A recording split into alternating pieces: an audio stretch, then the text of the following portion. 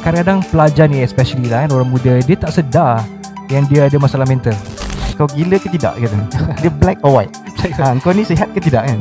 Tapi dari segi bila bercakap tentang mental kan, kita bercakap tentang macam mana kita nak jadikan dia lebih sihat, lebih baik.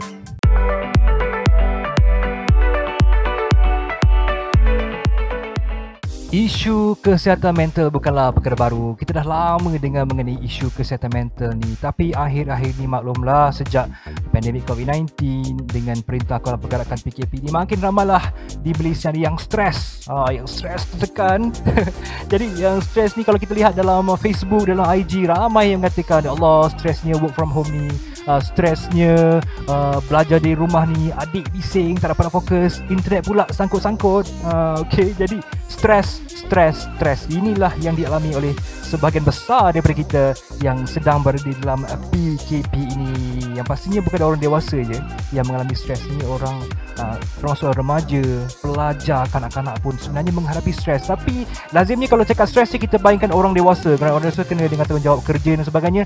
Tapi sebenarnya yang kita lepas pandang, sebenarnya pelajar dan remaja juga terdedah dengan stres dan juga tekanan mental ini. Jadi untuk kita mendapatkan pencerahan mengenai isu ini, siri kedua Bual Bestari, kita bawakan tajuk PKP dan kesihatan mental pelajar. Saya Adi Akmal Syarum. Assalamualaikum. Terima kasih kerana memilih untuk bersama Bual Bestari pada hari ini. Dan bersama kita di studio, seorang yang selalu mengetengahkan mengenai kesihatan mental ni, kita bersama dengan Dr. Jeffrey Irwan Haris. Assalamualaikum Doktor. Apa khabar Doktor? Baik, Alhamdulillah. Sebelum saya menyoal lebih lanjut, saya nak tanya, sekarang ni doktor-doktor semua stres tak? Oh ya, stres juga ni. Stres dengan keadaan pandemik COVID-19 yang dah lebih setahun ni. Dengan takutnya Sebab orang yang paling sakit akan sampai ke kami. Masya Allah. Itulah yang kita bukan saja kita, masa frontliners kita ni sebenarnya lagi stres. Okey.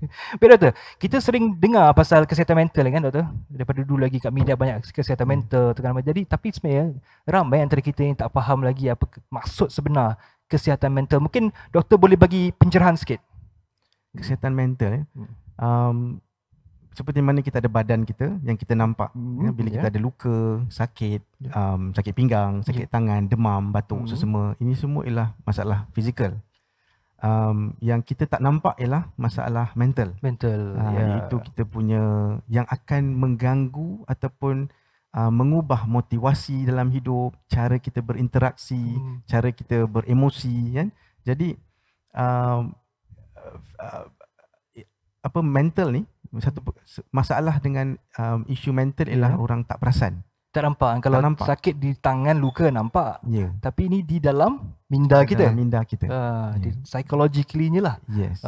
Jadi dia ada unsur masalah cara berfikir, cara dia melihat dunia, cara dia punya world view dia. Kemudian dan seperti yang saya sebut tadi lah, cara interaksi sama manusia. Betul. Jadi kalau kita lihat masyarakat kita ramai, kalau dikatakan kesihatan mental ni, ramai yang memikirkan skizofrenia, bercakap seorang-seorang, stres, tak bercakap dengan orang, itu dia baru kata kesihatan mental. Tapi sebenarnya adakah lebih besar daripada ini semua? Oh, sudah tentu. Sebenarnya kan Adi, kalau kita kira statistik ataupun the prevalence berapa peratuskah masalah manusia yang ada masalah kesihatan mental, kalau kita kira hampir 1/3 ke separuh tau. Hampir separuh lah, ramai orang. Hampir separuh. Termasuklah apa yang Adi sebut tadi, skizofrenia, iaitu masalah kecelaruan mental. Kemudian kita ada bipolar, beberapa peratus lagi. Bipolar iaitu ada masanya dia sangat happy, ada masa dia sangat down. Kemudian kita ada masalah anxiety disorder. Masalah anxiety yang disorder, agak popular sekarang yang ramai mengalami. Keresahan / gemuruh. Kan yang di bawah payung anxiety tu kita ada masalah PTSD, post traumatic stress disorder. Itu semua bawah anxiety lah tu. Masalah keresahan lah. PTSD, kita ada fobia, kita ada panic disorder dan lain-lain. Itu pun dah mengambil lebih kurang 3 ke 4% manusia. Jadi kalau kita ada 100 kawan, dengan mudah hanya mungkin 5 atau 6 kawan kita ada masalah anxiety sahaja. Skizofrenia tadi 1%. 1% daripada manusia ada skizofrenia. Kemudian kalau kita kira lagi, kita ada masalah borderline IQ. Borderline IQ. IQ. Yes, macam kita IQ kita insya-Allah 100 ke atas ke gitu. Ni borderline IQ ni dalam 80. Dia bawah-bawah sikit tapi tak teruk sangat. Jadi bila tak teruk sangat, dia boleh berfungsi seperti orang lain, tetapi dia tak boleh selesaikan masalah yang lebih kompleks. Jadi mereka ni lah orang yang lurus tu. Lurus. Jadi kita ada beberapa peratus lagi manusia yang macam tu. Kira sebenarnya masalah ni lebih serius daripada apa yang kita sangka lah. Sampaikan sesama kami lah dalam lapangan ni lapangan kesihatan mental ni. Kami dah tak cakap pasal normal tak normal. Sebab apa itu normal kan? Sebab ramai sangat orang yang terlibat ataupun yang boleh dikatakan memerlukan bantuan kesihatan mental. Jadi kita cakap terus tentang simptom dan apa kita boleh buat. Bukan normal tak normal lah. Engkau normal kau. Sebab secara umum kan bila orang kita cakap engkau gila ke tidak kata. Dia black or white. Engkau ni sihat ke tidak kan. Tapi dari segi bila bercakap tentang mental kan, kita bercakap tentang macam mana kita nak jadikan dia lebih sihat, lebih baik. Sebenarnya apa punca sebenarnya doktor ni? Macam mana seorang tu boleh terkena penyakit mental, terjejas kesihatan mental dia tu? Apa faktor dia doktor? Ada beberapa faktor. Antara faktor yang tak boleh kita ubah ialah genetik. Okey. Maksudnya genetik juga mempengaruhi lah. Yes. Sangat tinggi. Kemudian kita ada faktor genetik, kemudian faktor parenting. Macam mana kita, maknanya environment kita. Sebab ada kajian tentang twin. Twin datang dari genetik yang sama. Kemudian dia dijaga oleh adopted lah. Jaga oleh keluarga lain, ni jaga keluarga lain. Akhirnya dia punya cara bawaan dia dalam hidup dan dia punya resilient, daya tahan dia terhadap mental problem berbeza. Maknanya didikan pun ada faktor lah. Ada efek yang besar. Genetik pun sama juga. Genetik juga ada lah. Okey. Jadi kalau cakap dalam masyarakat kita ni, mana golongan yang paling terdedah pada stres ni doktor? Adakah mak bapak ke? Ibu bapa, guru-guru ke? Ataupun pelajar-pelajar sekolah ke, ataupun yang muda dengan tua ni, mana yang lebih terdedah kepada stres ni doktor? Untuk berlaku adil kan, semua orang terlibat. Semua orang. Terutama bila kita cakap tentang PKP ni, semua orang terlibat. Yang dewasa dengan masalah finance-nya, dengan masalah kerjanya, yang anak-anak ni dengan masalah terpenjara di rumah. Kan, bukan senang. Mungkin dulu kan dia akan happy, wow, cuti sekolah cuti sekolah sebulan, boleh berjalan-jalan, boleh sekarang bercuti. Ni cuti sekolah ialah setahun. Tapi inilah cuti sekolah yang sangat sangat dibenci lah kan untuk anak-anak nak ke sekolah ni. Sebenarnya tak sabar nak pergi sekolah ni. Lepas tu ada PKP balik kan. Jadi ini memang tak adil untuk saya katakan masalah ni orang dewasa saja yang hadapi ataupun kanak-kanak sajalah. Semua orang terlibat. Tetapi yang membezakan sesama kita secara individu ni, membezakan awak dan saya dan kawan-kawan kita yang lain, ialah resilience, daya tahan kita.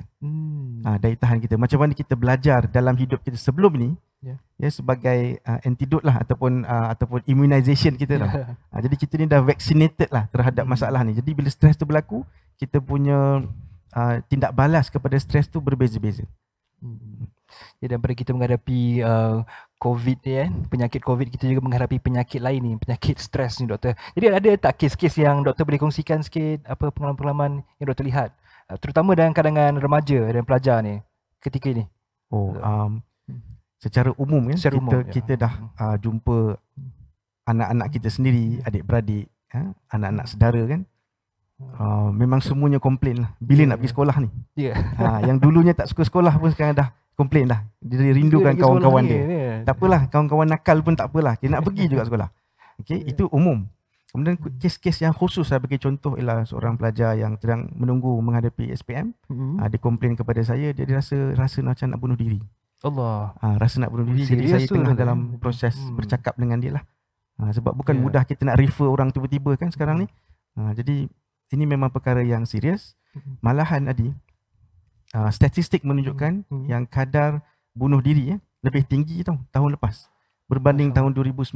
Maksudnya sejak pandemik COVID-19 ni. Jadi dia ada penambahan kes sebanyak 25% di Malaysia. Yes, di Malaysia.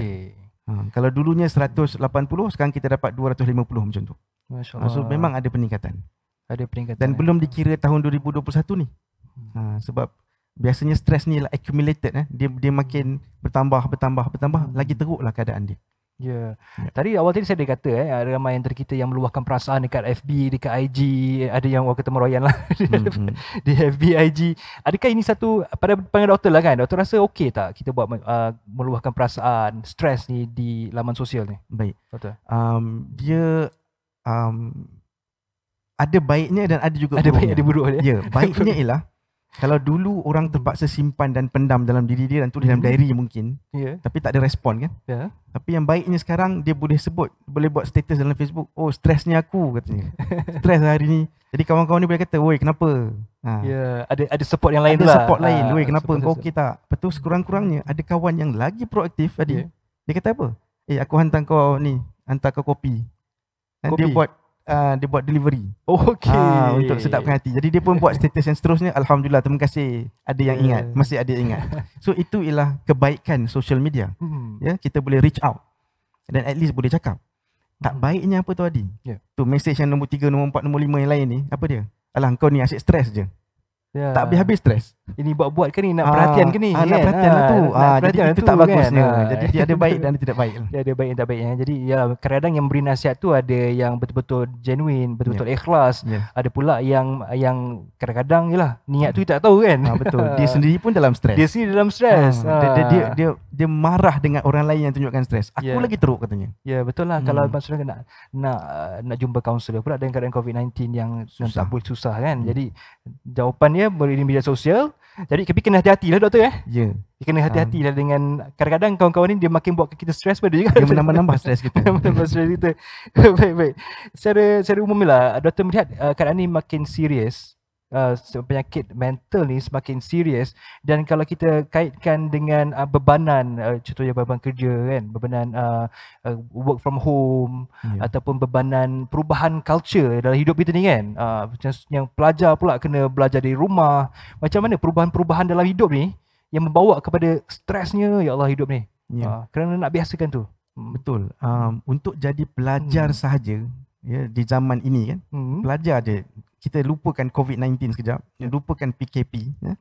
Jadi pelajar sahaja pun dah stres dah. Kita semua ingatkan waktu kita nak menghadapi SPM, nak menghadapi PMR, UPSR. Itu pun dah stres dah sebab negara kita dan budaya kita ni lah budaya exam. Jadi semua usaha akan diletakkan ke exam. Jadi ada kan penilaian tu dalam exam kan. Pandai tak baik, baik tak baiknya anak, pandai tak pandainya anak, semuanya exam. Jadi dia punya stress point ni sangat mak bapak pula bagi tekanan ke anak-anak dengan membeza-bezakan sama anak, ini pandai, ini bodoh katanya kan. Ni tak pandai, SPM ni entah apa-apa kan. Jadi sekarang kita ada tambahan masalah, iaitu duduk rumah dan belajar online. Jadi ini memang stres yang tinggi lah. Bila tambah pula internet pula slow pula time tu. Betul. Kalau internet kita okey kan, internet cikgu je tak okey. Cikgu tak okey. Cikgu buat frozen gitu. Buat freeze tu. Memang stres dia. Belum cerita ada student kita ramai kan. Di antara student kita yang bersifat lebih introvert. Maksudnya dia lambat untuk memulakan bicara. Okey. Jadi dalam kelas yang 30 orang tu Adi, cikgu akan mungkin ada soalan. Jadi 3-4 orang akan jawab. Apa jadi dengan lagi 10 orang tu? Yang tak jawab apa-apa, dia akan terbiar. Bayangkan dalam classroom yang betul, dalam classroom yang real, pun akan ada 2-3 student yang tertinggal. Ketinggalan board lah. Sebab dia lambat untuk respon. Cikgu pun tak ada masa nak layan semua orang. Apatah lagi kalau secara maya ni doktor. Secara maya. Itulah. Jadi ada apa cadangan doktor kepada mereka supaya nak kurangkan stres tu, nak menghadapi stres keadaan ni? Secara umum lah dia. Internet connection kena laju lah. Itu penting sekali tu. Jadi kita mungkin kita punya penilaian kita punya penanda aras kita kena rendahkan sikit lah. Terutamanya di zaman baru ni lah. Kalau kita ada new norm kita ada new norm, kita kena juga ada new way of thinking lah. Betul. Bukan setakat new norm tu ialah pakai ini kerja dari rumah saja, tapi pemikiran pun berubah. Maksudnya cara kita menilai orang. Kalau dulunya bos-bos pun kena menilai orang dengan cara berbeza sekarang. Majikan. Jadi cikgu juga kena ubah cara penilaian. Sekurang-kurangnya rendahkan expectation. Dan mak ayah pun kena rendahkan expectation. Ini memang zaman yang unprecedented. Tak pernah jadi dulu. Tak pernah jadi dalam dunia ni. Tak pernah jadi kita pause sekolah, pause kerja selama setahun tadi. Masuk sekolah, betul berhenti balik. Lepas tu pula ada kes positif pula di sekolah. Jadi stres tu kan Tak luar pernah biasa yang tak berlaku. dialami oleh generasi sebelum ni kan.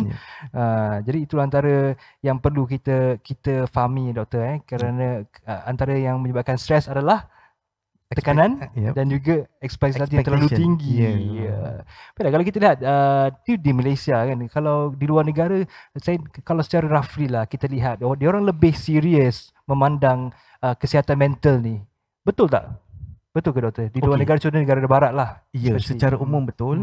Walaupun stigma tetap ada, maksudnya stigma gila tak gila tu lah perkataan yang kami tak guna dalam selagi lapangan tak gila, kami. tak ada masalah mental. Ya, itu stigmanya. Tapi betul, orang barat lebih open dalam dalam berkongsi. Aku rasa sedih sangat. Dan sedih aku dah lama ni. Lepas tu secara umum pula orang barat lebih banyak membaca. Berbanding dengan kita. Jadi mereka lebih aware lah, lebih sedar tentang ini mungkin aku ni tengah anxiety ni, ini panic ni, atau ini depression ni. Tapi orang kita tidak. Secara umum lah dia, orang kita ni, dan memang ada kajian menunjukkan bahawa orang Asia masalah mental dia akan diterjemahkan kepada badan. Kepada badan? Badan dia. Maksudnya dia punya manifestasi kesihatan mental dia ada pada badan dia. Maknanya dia akan komplain sakit kepala, sakit tengkuk, sakit belakang, sakit badan. Ataupun naik badan. Boleh jadi. Ataupun makan banyak lah. Dengan behavior change dia kan. Tapi bila kita tanya, kau okey tak? Aku okey. Secara mudah. Maksudnya dia mengalami itu secara kepada diri dia sendiri, bukannya nak luahkan. Dia akan jadi somatization dia panggil. Maksudnya badan dia yang akan bercerita. Badan dia akan bercerita. Maksudnya dia bahaya ke atau lagi? Cumanya problemnya adalah dia akan pergi ke doktor fizikal. Doktor biasa yang akan jumpa doktor, katakan dia pergi klinik A kan. Aku sakit badan. Dah berapa lama? Dah 3 minggu. Okey, doktor bagilah ubat. Ubat tahan sakit sikit dengan vitamin. Dia pergi ke doktor B pula selepas 2 minggu. Sakit badan lagi, dah 4 minggu katanya. Doktor tu bagi ubat tahan sakit lagi. Jadi sebenarnya masalahnya lain. Masalahnya dia tengah banyak sangat berfikir tentang masalah, mungkin masalah finance dia, masalah kewangan, masalah kerja, masalah anak-anak mungkin. Jadi itulah perbezaan antara negara barat dengan budaya Asia lah. Jadi ada tak setengah yang boleh kita praktikkan, kita boleh contohi, kita boleh tirulah yang baik daripada luar ni kan, dalam sistem kesihatan mental kita ni, budaya kita. Sebenarnya Adi, apa yang kita buat sekarang ni dah meniru mereka. Iaitu kita bercakap tentang perkara ni. Dulu Adi, kalau kita fikir masa kita kecil-kecil, mana ada rancangan TV tentang kesihatan mental? Susah sangat. Sekarang kita ada drama, kita ada movie tentang kesihatan mental. Kesedaran tu makin banyak. Alhamdulillah. Itu yang kita nakkan daripada masyarakat kita, sebab semakin maju masyarakat tu juga semakin tekanan dan stres tu makin meninggi kan, makin banyak kan. Baik, doktor, kalau kita lihat dari segi kesihatan mental dalam keadaan PKP ni lah kan, kalau tengok kan, PKP ni ada setengahnya yang, kalau yang seumumnya PKP, yang ada pula yang mengalami terpaksa di kuarantin. Bagaimana nak mengatasi masalah mental ni, nak memastikan mental kita sentiasa sihat dalam keadaan kita di kuarantin, doktor?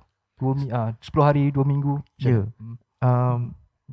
Barulah kita sedar bahawa manusia memerlukan manusia lain. Selama ni mungkin kita malas nak pergi kerja, malas nak jumpa kawan, malas lah, tak naklah cakap, tak nak balas mesej kan. Rupa-rupanya kan, bila tak dapat semua ini, kita akan rasa sangat lonely. Dan kita akan rasa sangat down. Jadi masa inilah kita sedar bahawa connection sangat penting. Bahawa perhubungan ataupun berhubungan manusia, interaksi sesama manusia itu sangat-sangat penting.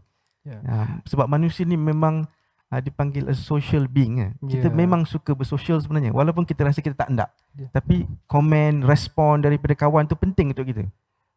Kadang-kadang kita take for granted lah Kita rasa selama ni kita boleh keluar lepak dengan kawan, minum kan. Kita rasa tak apalah, tak nak lah.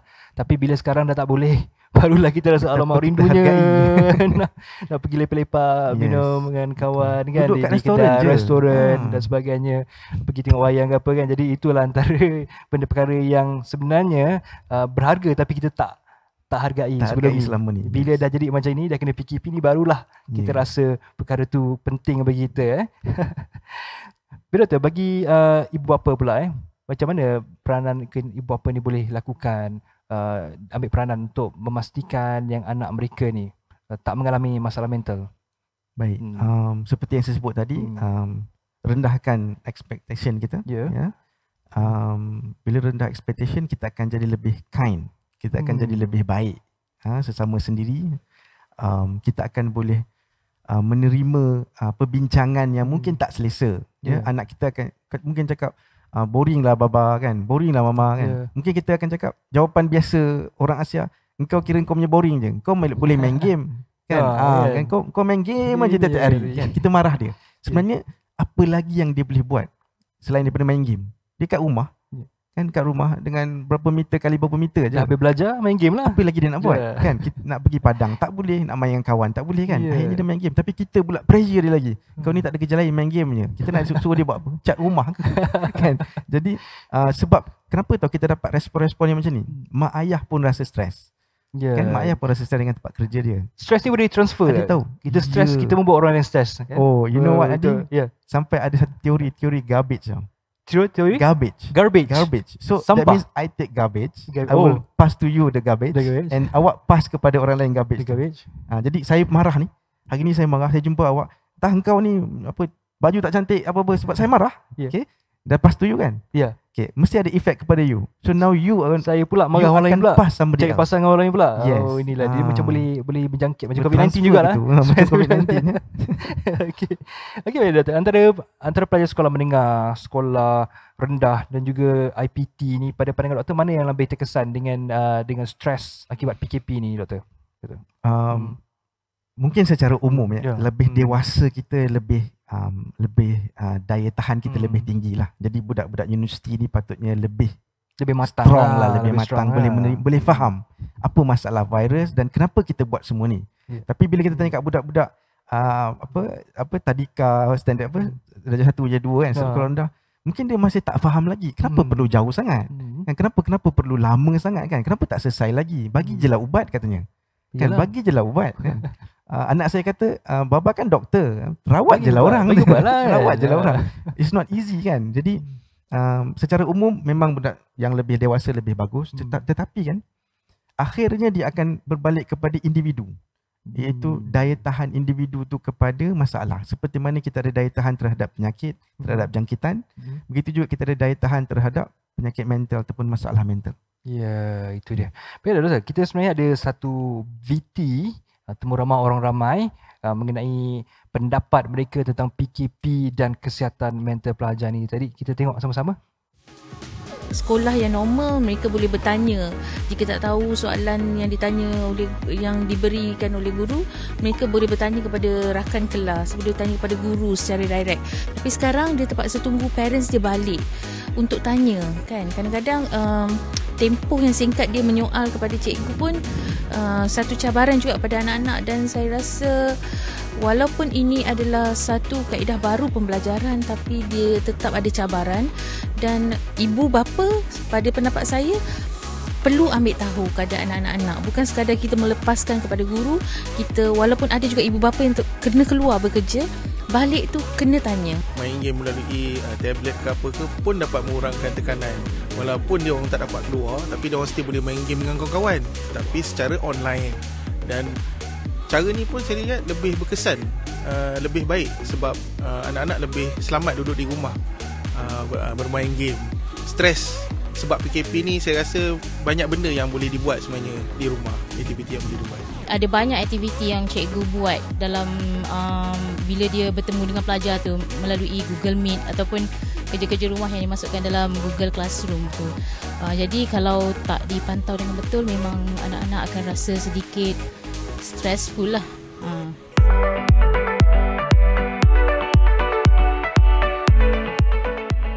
Ya, itu tadi pendapat orang ramai mengenai PKP dan kesihatan mental. Bila doktor, saya nak tanya secara jujur ni lah, doktor merasakan PKP sebenarnya memberi kesan tak pada kesihatan mental ni doktor? Oh, kesan yang sangat besar dan mendalam. Mendalam sangat. Sebab bila manusia dipenjarakan, manusia dihadkan pergerakannya, memang akan ada stres yang sangat tinggi.